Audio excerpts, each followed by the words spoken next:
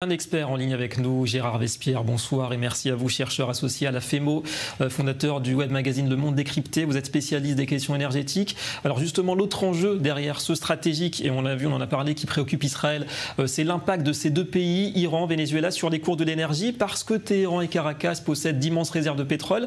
Alors on parle d'une levée prochaine éventuelle des sanctions. Est-ce qu'il faut s'attendre, vous pensez, à voir les prix du pétrole orientés à la baisse, en tout cas pas à la hausse prochainement ? Écoutez, alors là, vous me posez beaucoup de questions en même temps, mais je crois qu'il faut être très très prudent sur les cours du pétrole parce que le marché du pétrole est très très fébrile, n'est-ce pas? C'est une des matières premières ou la matière première la plus importante du monde, et quand vous voyez des mouvements sur la même journée de 4-5% de hausse ou de baisse, cela est complètement anormal. Deuxièmement, cela est lié à des événements qui ne sont pas concernés par le pétrole lui-même, par les raffineries, par les champs, par les transports, mais par les éléments économiques ou hors de l'économie, comme le militaire en Ukraine. Donc on est dans un avenir totalement incertain sur le plan des prévisions. Maintenant, sur le plan donc des tendances, vous avez l'incertitude majeure du marché chinois et aussi les incertitudes concernant l'ouverture ou la fermeture des robinets des principaux fournisseurs. Et pour le moment, l'Iran et le Venezuela sont en phase de production relativement faible. Effectivement, la demande chinoise qui reste un paramètre fondamental. En parallèle de tout cela, il est question donc de plus en plus concernant l'Iran de négociations avec Washington en vue, pourquoi pas, d'un nouvel accord sur le nucléaire. Quels sont les intérêts sur ce point des uns et des autres d'après vous, iraniens, américains ? Écoutez, je ne pense pas que les États-Unis, dans la situation actuelle de l'Iran, veuillent voir le pays renflouer son économie. Donc je ne suis pas très optimiste sur un accord dans ce sens entre les États-Unis et l'Iran sur le pétrole.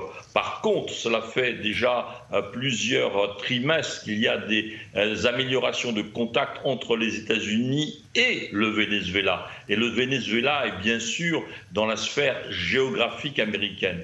Donc pour les États-Unis, il est bien plus intéressant d'essayer d'ouvrir à nouveau l'accès du marché et de la production pétrolière vénézuélienne, parce que cela fait sortir, premièrement, l'Iran des fournitures vers le Venezuela, et deuxièmement, cela permet aux États-Unis d'avoir un accès à un pays de la sphère géographique américaine. N'oublions pas que le premier pays fournisseur de pétrole aux États-Unis, c'est le Canada, et que le deuxième, c'est le Mexique. Donc voyez-vous l'importance de la géographie dans cette stratégie de fourniture extérieure. Pour revenir un petit mot quand même sur le nucléaire iranien, comment est-ce que vous interprétez l'avertissement dans ce contexte de tension du Premier ministre israélien tout à l'heure, Benjamin Netanyahou, qui a affirmé qu'un éventuel accord qui sera entre Américains et Iraniens n'empêchera pas Israël de se défendre. Au vu du niveau d'enrichissement d'uranium iranien aujourd'hui, est-ce que la marge de manœuvre d'Israël est de plus en plus réduite finalement ?